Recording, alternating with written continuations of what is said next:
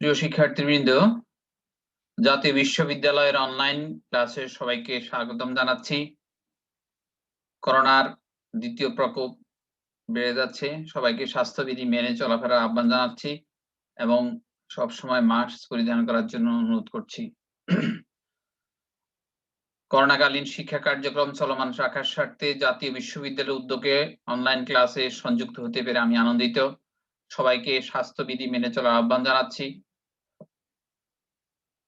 আজ আমি জাতীয় বিশ্ববিদ্যালয়ের অধীন সকল অনার্স কলেজের শিক্ষার্থীদেরকে রাষ্ট্রবিজ্ঞান অনার্স তৃতীয় বর্ষের বাংলাদেশ লোক প্রশাসন বিষয়ের উপরে তার বিষয় কোড 231-911 এই বিষয়ের উপরে নবম লেকচার উপস্থাপন করছি। আজকে আমাদের আলোচনার বিষয় হচ্ছে উপজেলা প্রশাসনের কাঠামো, তার কার্যাবলী এবং ফলাফল। আমি ডক্টর মোহাম্মদ লোকমান ভূঁইয়া, সহযোগী অধ্যাপক, রাষ্ট্রবিজ্ঞান, নোয়াখালী সরকারি কলেজ।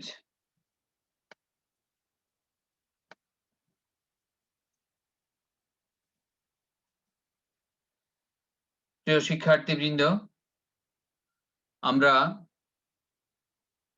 উপজেলা প্রশাসন বিকেন্দ্রীকৃত প্রতিষ্ঠান হিসেবে উপজেলা প্রশাসন স্থানীয় সরকারের একটি অত্যন্ত গুরুত্বপূর্ণ ইউনিট। উপজেলা প্রশাসন গত 3 দশক ধরে স্থানীয় সরকারের এই তৃতীয় স্তরটি নানাভাবে আলোচিত এবং সমালোচিত হয়ে আসছে। বাংলাদেশ উপজেলা প্রশাসনের ইতিহাস খুব পুরাতন না হলেও সংগঠনটি লোক প্রশাসনের ক্ষেত্রে গুরুত্বপূর্ণ ভূমিকা পালন করে আসছে। প্রিয় শিক্ষার্থীবৃন্দ, আমরা এখন আলোকপাত করব উপজেলা পরিষদের বিবর্তনের ইতিহাস। একসময় উপজেলা পরিষদ ছিল না, ছিল থানা কমিটি নামে পরিচিত ছিল বা থানা উন্নয়ন কমিটি নামে পরিচিত ছিল। আমরা দেখি যে 1971 সালের আমরা এখন উপজেলা পরিষদের বিবর্তনের ইতিহাস আমরা একটু আলোকপাত করব। 1971 সালে স্বাধীনতা লাভের পর বঙ্গবন্ধু সরকার থানা উন্নয়ন কমিটি গঠন করেন। তার মৃত্যুর পর তা অকার্যকর হয়ে পড়ে। তাহলে 1971 সাল থেকে মূলত 1975 সাল পর্যন্ত এটি থানা উন্নয়ন কমিটি নামেই পরিচিত ছিল এবং বঙ্গবন্ধুর হত্যার পর থানা উন্নয়ন কমিটির কার্যাবলী লোপ পায়। 1976 সালে স্থানীয় সরকার অধ্যাদেশের আওতায় থানা পরিষদ গঠন করা হয়। ইউনিয়ন পর্যায়ে ছিল ইউনিয়ন পরিষদ, থানা পর্যায়ে থানা পরিষদ গঠন করা হয়। 1983 সালে প্রেসিডেন্ট হুসাইন মোহাম্মদ এরশাদ উপজেলা পরিষদ ও উপজেলা প্রশাসন পুনর্গঠন অধ্যাদেশ জারি করেন এবং মান উন্নীত থানাকে উপজেলা নামকরণ করেন। আমরা দেখি 1991 সালে বিএনপি সরকার উপজেলা পরিষদ ও উপজেলা প্রশাসন পুনর্গঠন রহিতকরণ অধ্যাদেশের মাধ্যমে উপজেলা পরিষদকে বিলুপ্তি ঘোষণা করেন। আমরা দেখি 1998 সালে দীর্ঘ 21 বছর পর আওয়ামী লীগ ক্ষমতায় এসে উপজেলা পরিষদ আইন পাশ করেন। 2008 সালে কিন্তু এই 1998 সালের পরবর্তীতে আমরা দেখি 2001 সালে আবার বিএনপি ক্ষমতায় আসেন। তারা এসেও উপজেলা পরিষদের নাম পরিবর্তন করেন এবং সেটাকে পুনরায় থানা উন্নয়ন সমন্বয় কমিটি নামে একটি কমিটি গঠন করেন। 2008 সালে তত্ত্বাবধায়ক সরকার উপজেলা পরিষদ আইন বাতিল করেন। উপজেলা পরিষদ আইন বাতিল করেন এবং 1998 সালে বাতিলপূর্বক স্থানীয় সরকার উপজেলা পরিষদ আইন 1998 সালে আইন বাতিলপূর্বক স্থানীয় সরকার উপজেলা পরিষদ অধ্যাদেশ 2008 জারি করেন। 2009 সালে আওয়ামী লীগ ক্ষমতায় আসার পর 2009 সালে জানুয়ারি মাসে সমগ্র দেশব্যাপী উপজেলা নির্বাচন অনুষ্ঠিত হয়। 1998 সালে তৎকালীন আওয়ামী লীগ সরকার উপজেলা পরিষদ আইন পাশ করলেও কিন্তু উপজেলা পরিষদে কোনো নির্বাচন তারা করেননি। 2009 সালে ক্ষমতা আসার পর 2009 সালের জানুয়ারি মাসে সমগ্র দেশব্যাপী উপজেলা পরিষদ নির্বাচন অনুষ্ঠিত হয় এবং 2009 সালের উপজেলা পরিষদ আইন 1998 সনে 24 নং আইন পুনঃপ্রচলন করা হয়। বর্তমানে এই আইন অনুযায়ী উপজেলা পরিষদ পরিচালিত হচ্ছে। প্রিয় শিক্ষার্থীবৃন্দ, আমরা এতক্ষণ তোমাদেরকে উপজেলা পরিষদের যে বিবর্তনের ইতিহাস সম্পর্কে তোমাদেরকে আমরা ধারণা দেওয়ার চেষ্টা করছি। আমরা উপজেলা পরিষদের গঠন কাঠামো নিয়ে আমরা এখন আলোকপাত করব এবং উপজেলা পরিষদের বর্তমান যে উপজেলা পরিষদ আইন আছে সেই উপজেলা পরিষদ আইনে স্থানীয় সংসদ সদস্যকে উপজেলা পরিষদের উপদেষ্টা হিসেবে নিয়োগ দেওয়া হয় এবং উপজেলা পর্যায়ে কেন্দ্রীয় সরকারের কাছে কোনো প্রস্তাব পেশ করতে হলে পরিষদের কার্যক্রম পরিচালনার ক্ষেত্রে জাতীয় সংসদ সদস্যদের পরামর্শ রাখার বিধান রাখা হয়। উপজেলা পরিষদের সাথে সরকারের সঙ্গে উপজেলা পরিষদের যে কোনো যোগাযোগের বিষয়ে সংসদ সদস্য অবহিত করতে হবে। এই আইন অনুযায়ী উপজেলা পরিষদের গঠন নিম্নরূপ: উপজেলায় থাকবেন নির্বাচিত একজন চেয়ারম্যান, 2 জন ভাইস চেয়ারম্যান, যার মধ্যে একজন মহিলা, জনগণের সরাসরি ভোটে নির্বাচিত। উপজেলার এলাকাধীন প্রত্যেক ইউনিয়ন পরিষদের চেয়ারম্যান সমসাময়িকভাবে চেয়ারম্যানের দায়িত্ব পালনকারী ব্যক্তি, অর্থাৎ চেয়ারম্যান যদি কোনো কারণে না থাকেন সেই ক্ষেত্রে চেয়ারম্যানের দায়িত্ব প্রদানকারী ব্যক্তি হবেন পদাধিকার বলে উপজেলা পরিষদের সদস্য। উপজেলার এলাকাভুক্ত প্রত্যেক পৌরসভা যদি থাকে এর মেয়র সংরক্ষিত আসনের মহিলা সদস্য।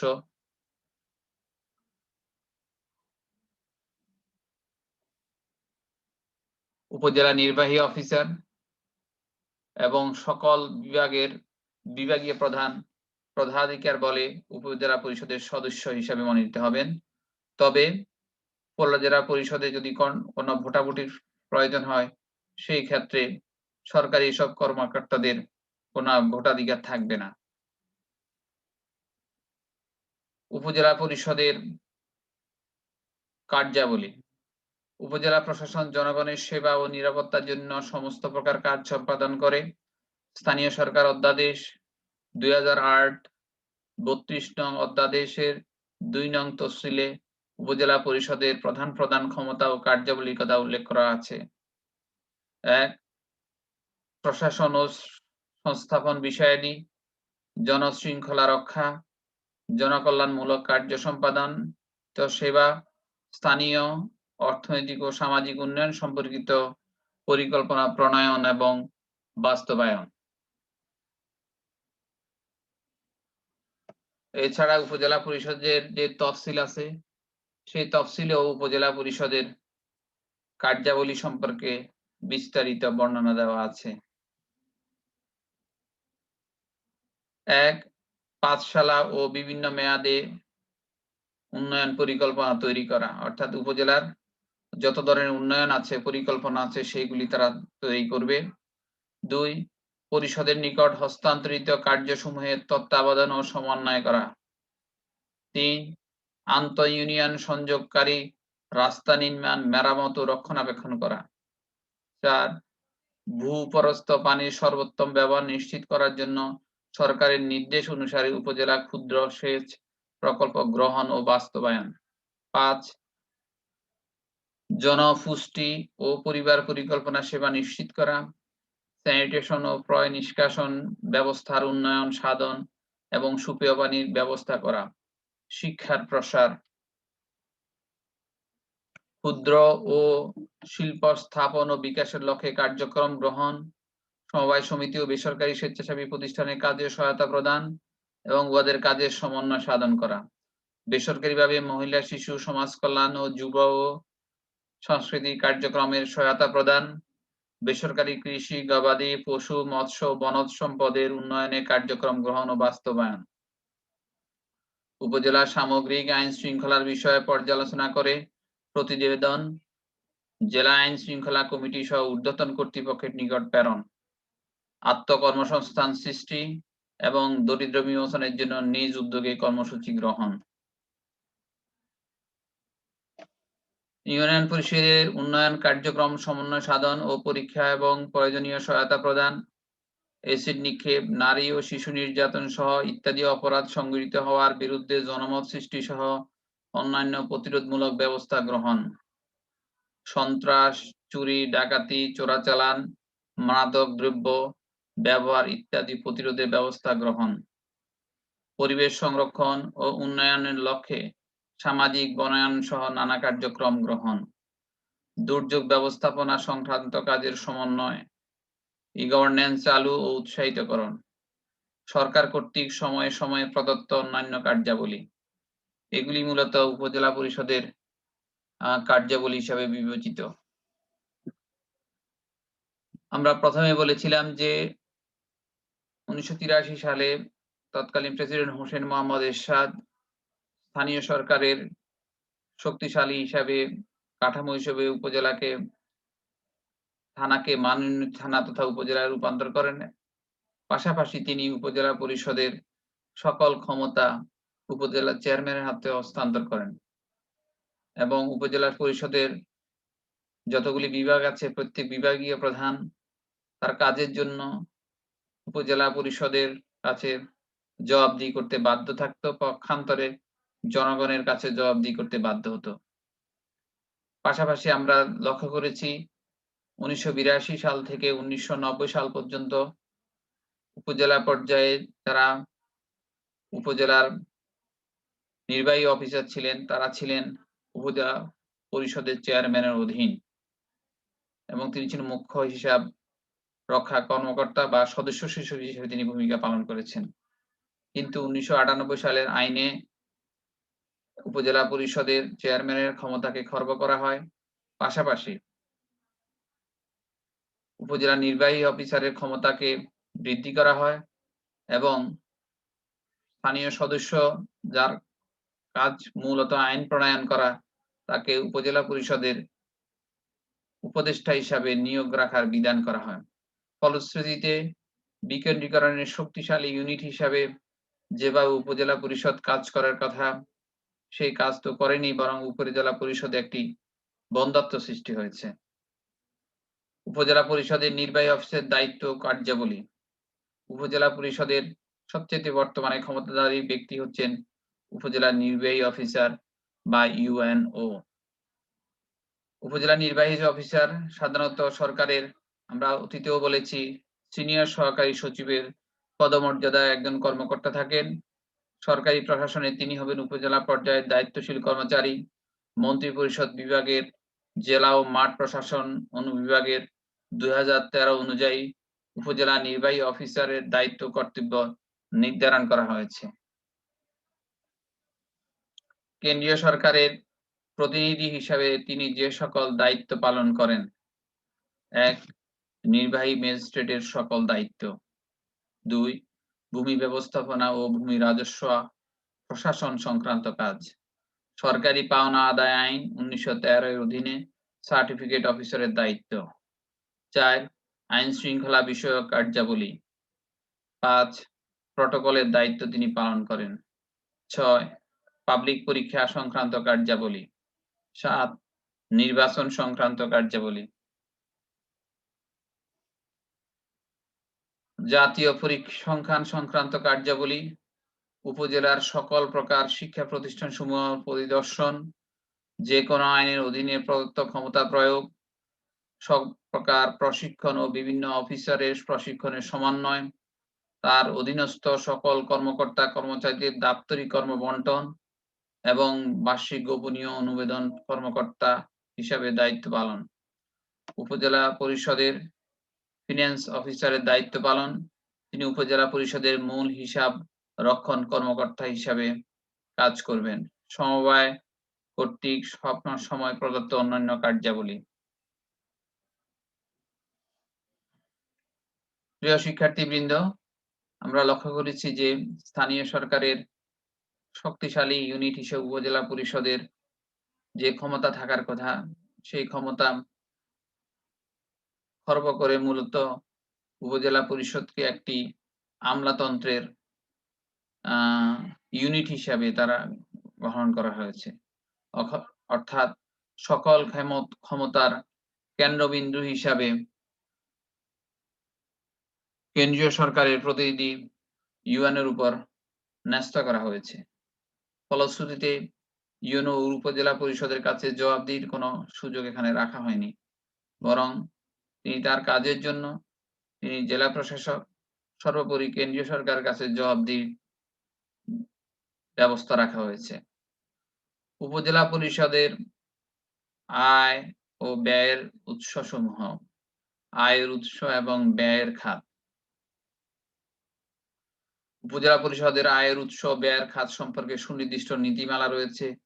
উপজেলা পরিষদ আইনের ৪১ ও ৪২ নং ধারায় পরিষদ কোন কোন খাত থেকে আয় করতে পারবে এবং কোন কোন খাতে ব্যয় করতে পারবে তার বিধান রাখা হয়েছে। স্থানীয় সরকার উপজেলা পরিষদ অধ্যাদেশ ২০০৮ ৩২ নং আদেশ ধারা ৪১(১) প্রত্যেক উপজেলা পরিষদের সংশ্লিষ্ট পরিষদ নামে একটি তহবিল থাকবে। উপধারা ১ এর অধীন গঠিত তহবিলে নিম্নবর্ণিত অর্থ জমা হবে।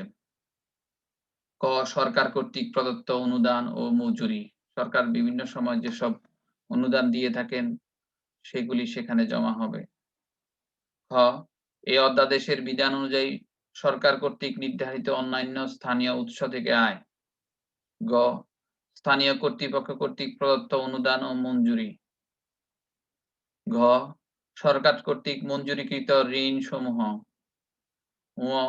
পরিষদ কর্তৃক প্রযোজ্য ক্ষেত্রে আদায়কৃত সকল রেট ও ফি বাবদ অর্থ।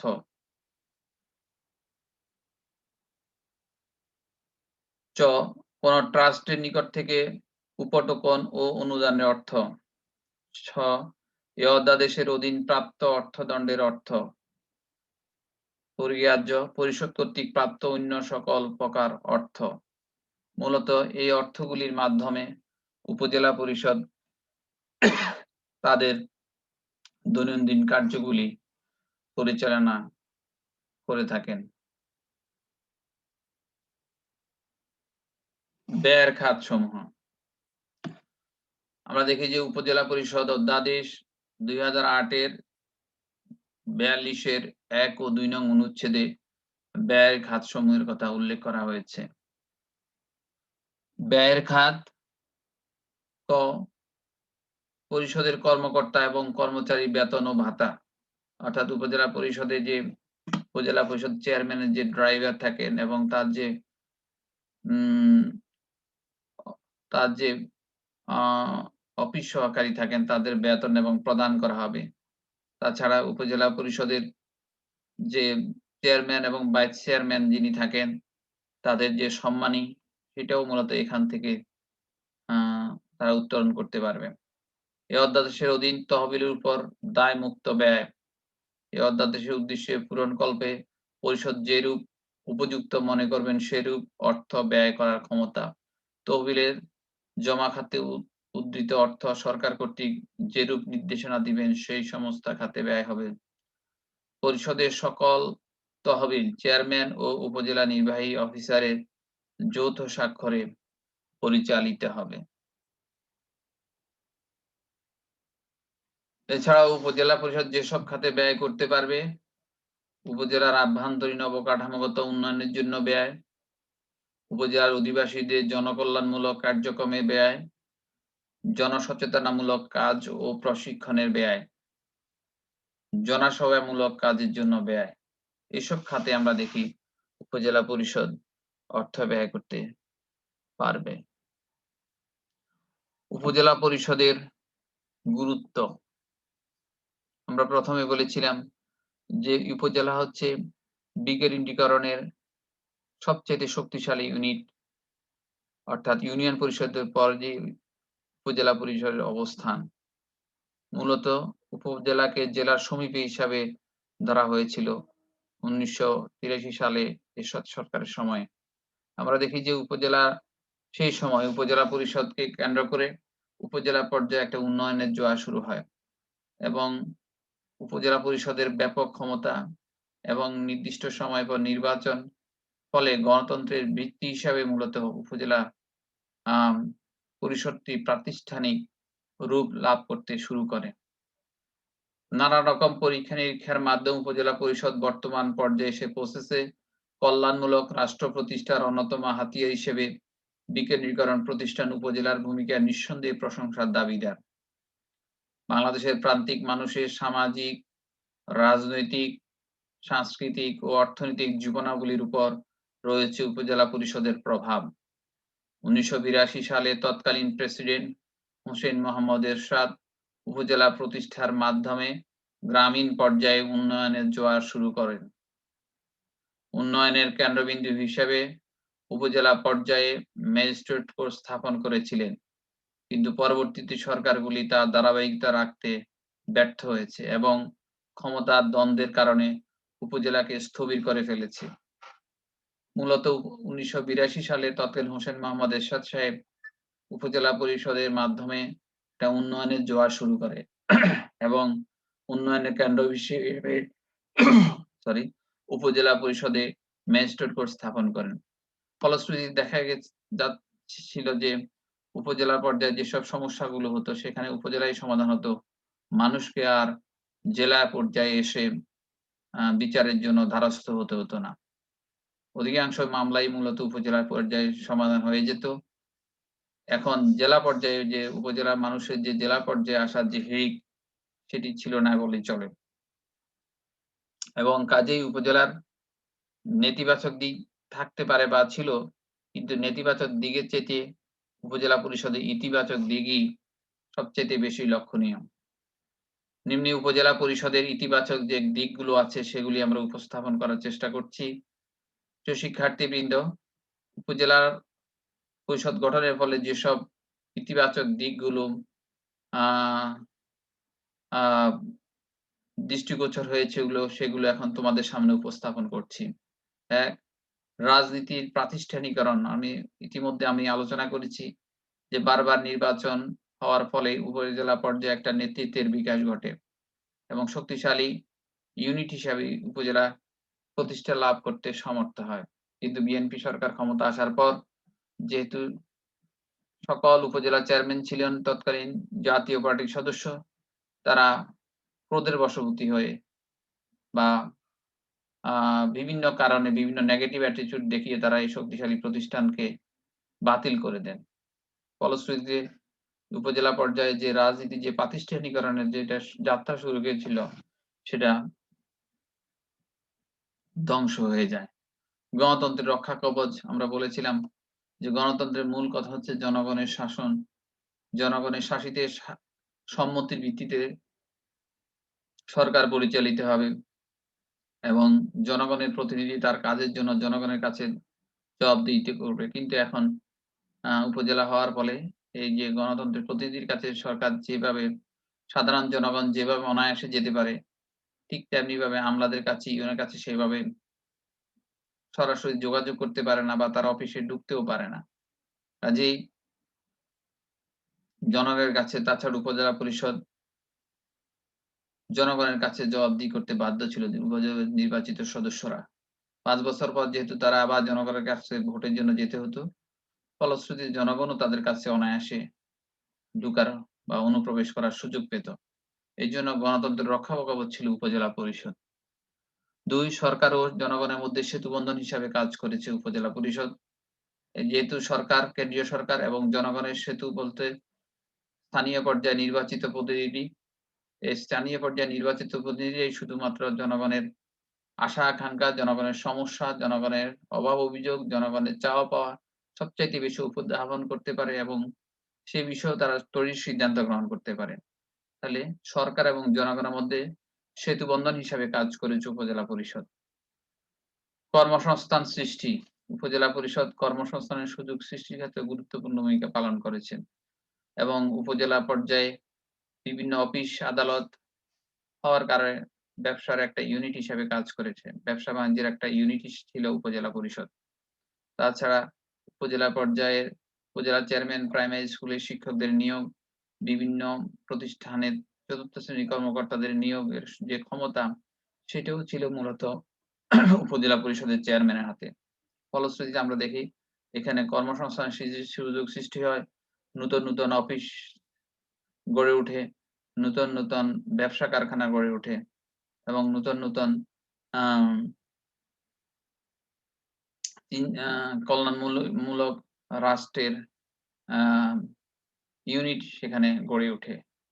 ৫ প্রশাসনিক বিকেন্দ্রীকরণ। অর্থাৎ প্রশাসনিক বিকেন্দ্রীকরণ হচ্ছে কেন্দ্রীয় সরকারের কাছ থেকে প্রচুর ক্ষমতা উপজেলা পরিষদের উপর ন্যস্ত করা হয় এবং উপজেলা পরিষদের জনগণ নির্বাচিত প্রতিনিধি সেই সকল ক্ষমতাগুলি ভোগ করেন। ফলে ডিসেন্ট্রালাইজেশন এর সবচেয়ে যেটা গুরুত্বপূর্ণ শ্রেণীবিভাগ ডেভোলুয়েশন অর্থাৎ জনগণের প্রতিনিধির ক্ষেত্রে ক্ষমতা হস্তান্তরের যে অ্যা যে প্রক্রিয়া সেটা আমরা আমরা লক্ষ্য করি। জনগণের অংশগ্রহণ নিশ্চিতকরণ, সরকারি প্রশাসনের সাথে নিবিড় তদারকি, স্থানীয় পর্যায়ে উন্নয়ন ত্বরান্বিত হয়। একজন নির্বাচিত প্রতিনিধি তার যেহেতু তিনি সেখানে উপজেলা পরিষদের চেয়ারম্যান থাকেন, ভাইস চেয়ারম্যান থাকেন, পাশাপাশি সংশ্লিষ্ট ইউনিয়ন পরিষদের আ চেয়ারম্যান ও পদাধিকার বলে উপজেলা পরিষদের সদস্য সেহেতু স্থানীয় পর্যায়ে উন্নয়ন ত্বরান্বিত হয়। স্থানীয় সম্পদের সুষ্ঠু ব্যবহার নিশ্চিত হয়, অপচয় রোধ হয় এবং মানুষের ঘরে সরকারি সেবা পৌঁছে দেওয়ার একটা সুযোগ সৃষ্টি হয় উপজেলা ব্যবস্থার মাধ্যমে। উপজেলা ব্যবস্থার মূল্যায়ন আমরা যদি আমরা চাই যে এমন একটি উপজেলা ব্যবস্থা হোক, সেটা হবে স্বাধীন এবং স্বকীয় পরিষদ হবে। অর্থাৎ কোন নিয়ন্ত্রণ থাকবে না। কেন্দ্রীয় সরকারের নিয়ন্ত্রণবিহীন একটা স্বাধীন এবং স্বকীয় পরিষদ হবে উপজেলা ব্যবস্থা। কিন্তু আমরা দেখি যে বর্তমানে উপজেলা ব্যবস্থার মধ্যে নির্বাচিত প্রতিনিধিত্বের স্বাধীনতা তো নেই বরং সেখানে আমলাতন্ত্রের একটি আ নিয়ন্ত্রণ আমরা লক্ষ্য করি। আমরা চাই মেম্বার অব পার্লামেন্ট উপজেলা উপদেষ্টা হবেন না এবং তিনি মূলত আইন প্রণয়নে গুরুত্ব ভূমিকা পালন করবেন। নির্বাচিত প্রতিনিধিরাই মূলত উপজেলার যে উন্নয়নের মূলক যে কর্মকান্ডগুলো আছে সেগুলি তারা পরিকল্পনা প্রণয়ন করবেন, সেগুলি বাস্তবায়ন করবেন এবং যেহেতু তারা জনগণের প্রতিনিধি কাজে তারা একজন ট্রান্সপারেন্ট হবেন, অ্যাকাউন্টেবল হবেন।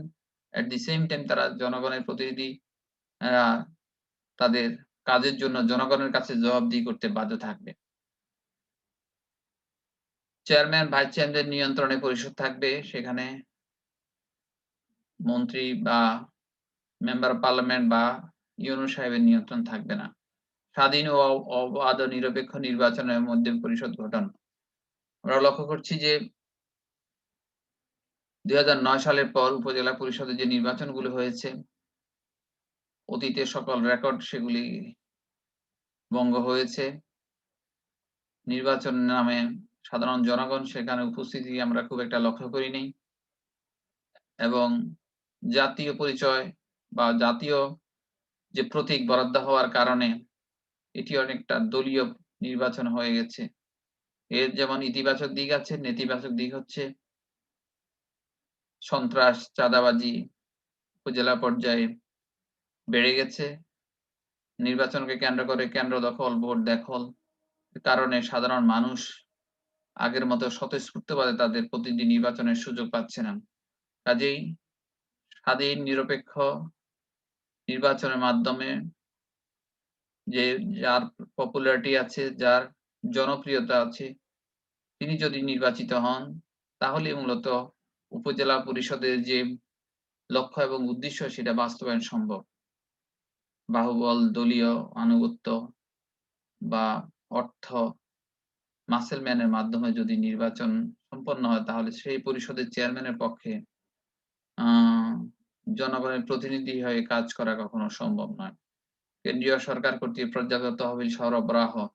আমরা লক্ষ্য করেছি যে উপজেলা পরিষদের পর্যাপ্ত অর্থের অভাব লক্ষ্য করা যায়। শুধুমাত্র স্থানীয় পর্যায়ে ইউনিয়ন পর্যায়ের যে হাটগুলো আছেন, সেখানে ইজারা দেওয়ার যে অর্থ, সে অর্থের একটি অংশ শুধুমাত্র উপজেলা ফান্ডে জমা হয় এবং উপজেলা পর্যায়ে যেসব সরকারি কর্মকর্তারা যেসব আবাসভূমিতে থাকেন, সেগুলির অর্থ উপজেলা পরিষদে জমা হয়। এছাড়া খুব কমই আয়ের উৎস আমরা লক্ষ্য করেছি। তাছাড়া যে সকল উপজেলায় পৌরসভা আছে, সেসব পৌরসভায় জনগণ কর প্রদান করে। মূলত পৌরসভাগুলিতেই মূলত যেকোনো জনগোষ্ঠীর প্রত্যেকটি উপজেলায় কিন্তু ইতিমধ্যে পৌরসভা স্বীকৃত হয়েছে। জনগণ তখন আর উপজেলা পরিষদের সদস্যদেরকে উপজেলা পরিষদে ট্যাক্স প্রদান করেন না। পৌরসভাতেই মূলত তারা ট্যাক্স প্রদান করেন। কাজেই একটা বৃহৎ জনগোষ্ঠীর ট্যাক্স থেকে উপজেলা পরিষদ বঞ্চিত হয়। এখন উপজেলা পরিষদের অর্থের মূল উৎস হচ্ছে কেন্দ্রীয় সরকারের থেকে প্রাপ্ত অনুদান।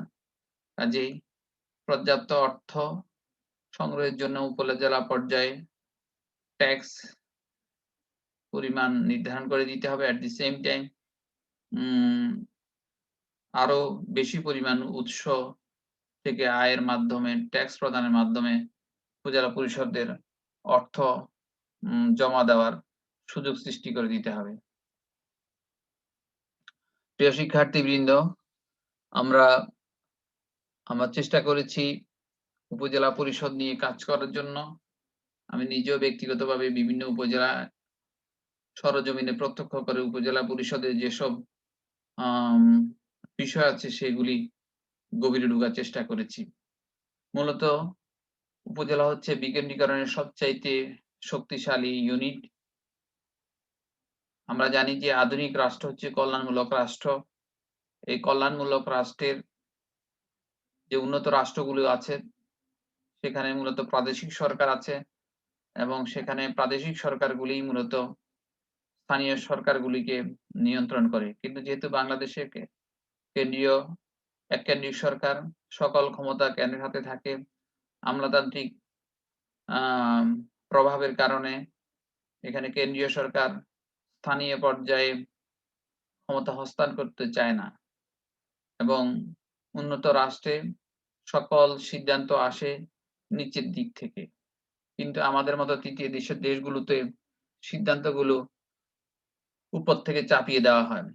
ফলে উপজেলা পর্যায়ে যে মেধা, দক্ষতা স্থানীয় সরকারের প্রতিনিধিদের, সেই মেধা দক্ষতার বিকাশ ঘটে না। তাছাড়া উপজেলা পর্যায়ে যদি পরিকল্পনা গ্রহণ করা হয় এবং সেই পরিকল্পনা যদি বাস্তবায়নে কেন্দ্রীয় সরকার হস্তক্ষেপ না করে, তাহলে সেটাই সম্ভব। সেটাই মূলত কাঙ্ক্ষিত সমস্যা। তাছাড়া উপজেলা পর্যায়ে নির্বাচিত প্রতিনিধিরাই জানেন যে তার এলাকায় কোন স্কুল, কোন কলেজ, কোন রাস্তা, কোন কালভার্ট, কোন ব্রিজ অগ্রাধিকার ভিত্তিতে করা উচিত, সেটা সবচাইতে ভালো জানেন সংশ্লিষ্ট এলাকার জনপ্রতিনিধি।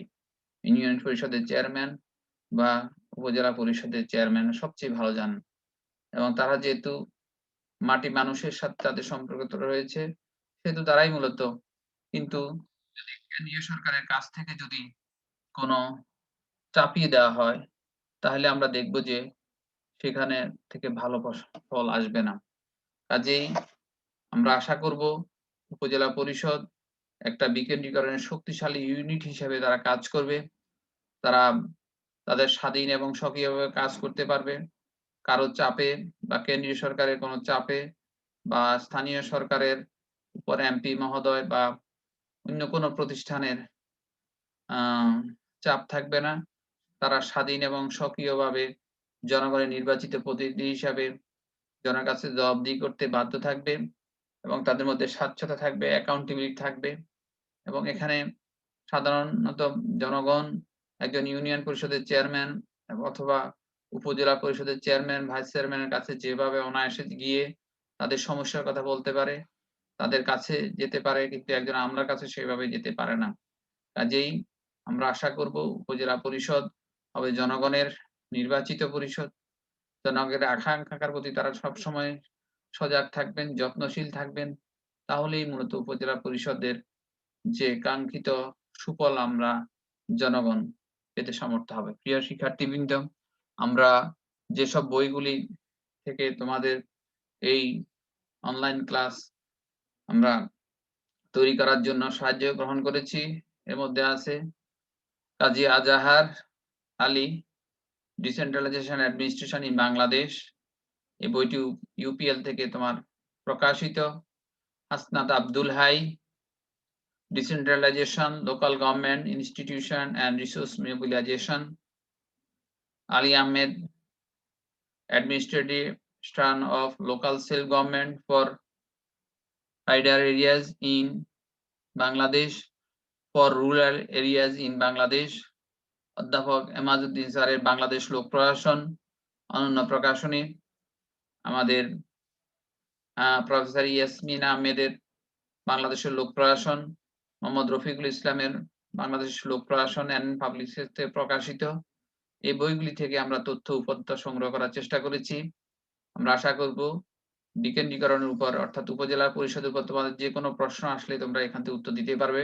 মূলত এই পেপারটির উপর যেসব প্রশ্ন হয় এর মধ্যে আছে উপজেলা পরিষদ কি, উপজেলা পরিষদের গঠন কার্যাবলী, উপজেলা পরিষদের ইতিবাচক এবং নেতিবাচক দিকগুলো, বা বিকেন্দ্রীকরণের শক্তিশালী প্রতিষ্ঠান হিসাবে উপজেলা পরিষদকে মূল্যায়ন করো।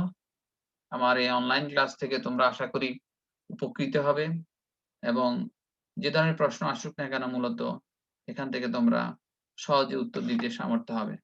সবাইকে আবার ধন্যবাদ জানিয়ে আমি অনলাইন ক্লাসের এখানে সমাপ্তি ঘোষণা করছি। ধন্যবাদ সবাইকে।